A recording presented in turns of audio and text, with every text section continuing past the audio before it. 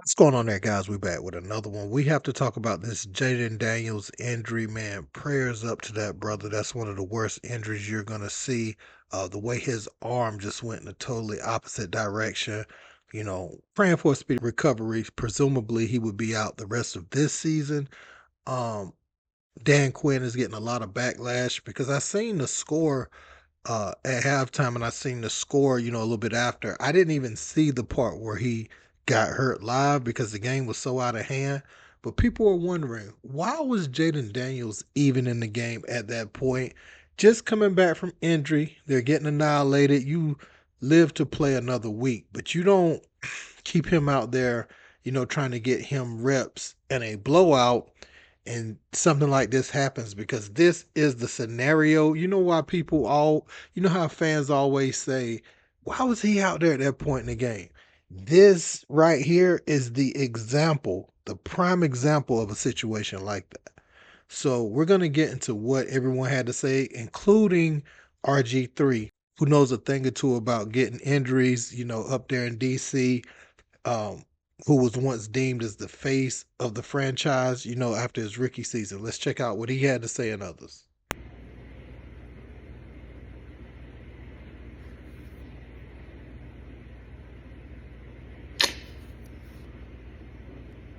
I can't do this. Yeah.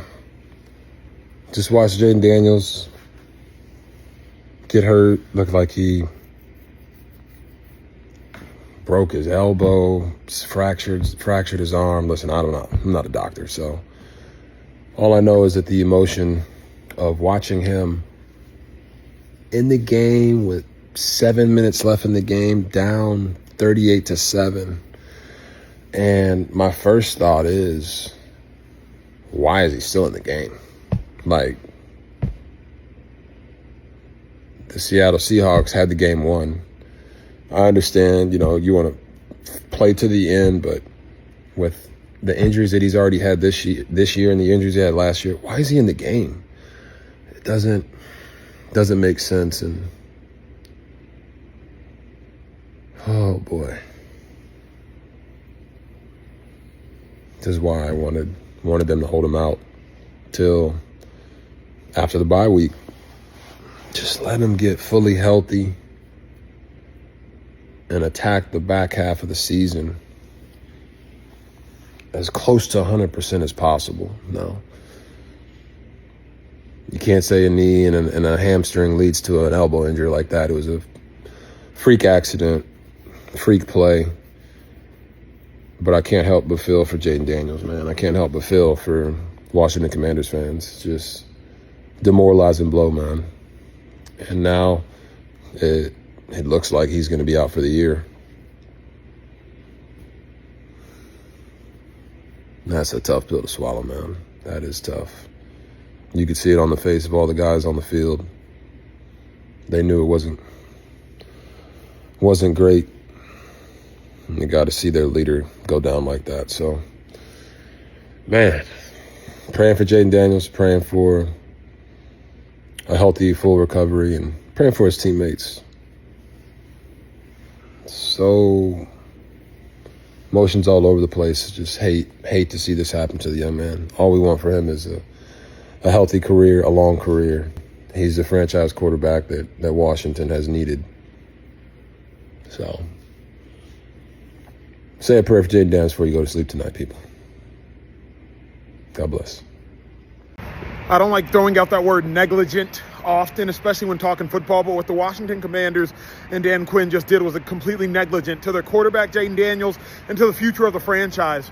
In what world where you're down by 31 points and you already have an injured quarterback because he's coming off a hamstring injury and he's had a knee injury earlier in the season, in what world do you keep him in that game? And don't tell me it's called football. That's called being idiotic. That's called being stubborn. That's called being too dense to realize, hey, the battle's already lost, but focus on winning the war.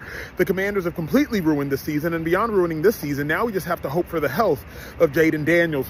Dumb, negligent, idiotic. Commanders fans should absolutely be irate. I know Jayden's mom's about to be mad. And say what you will, Commanders have done this with quarterbacks previously and historically, and we cannot ignore that evidence. I feel bad for Jayden, but it's prayers up. I gotta say, as a former player, as somebody who has played this game, has played with coaches who do care about their players, who take care of their players, I'm pissed off. Because this was malpractice by Dan Quinn. Having him in the game in the fourth quarter, down 38-7, when Jayden Daniels has already missed time with injuries. Now, on top of that, we can all sit up here and look at Jayden Daniels and tell he's not the biggest guy, right? He doesn't have a lot of things to protect him. When I'm talking about muscle, okay? I'm talking about muscle for the people who don't know what I'm talking about. He doesn't have a lot of that. He is your most prized possession as a franchise, and you're just hanging him out there to do what? What was his purpose of being out there? Yeah. Was he going to get any better? Was he going to learn anything? Was he going to bring his team back to win? No, no, no. What's the point of having him in the game? What's the point of having backup quarterbacks for a situation like this? When the game is out of hand, one way or the other, and your starters need to be out to protect them from injury, that's what they're for. They didn't utilize that. And now they're going to have to live with the consequences and the result of this injury to Jayden Daniels. So the consensus around this is it was negligent coaching malpractice to have Jayden Daniels out in a blowout. Have him out there in the field in a blowout game like that, especially coming back from injury. That was a freak tackle. Those things happen. I know people have been questioning him and some of his decisions when using his legs, not sliding, taking big hits. Um, a lot of times, if you're a QB, you want to either get to that first down marker, run out of bounds if you don't have a clear path down the field, but you don't want to find yourself taking big hits or even getting slung to the ground because anything can happen and you're too vital to your team. Happens to running backs and those guys, but they are built to take that type of punishment. It happens, to receivers at times and different players, but you don't want your QB if it can be avoided, not to be taking those type of hits. And I'm not even just talking about, big shoulder pad hits. I'm talking about anything. The way he was flung down to the ground tonight and worrying about a landing, because that's not what you do. Like the other guys on offense, man. So I'm really just praying for a speedy recovery for Jayden Daniels because I really like the guy.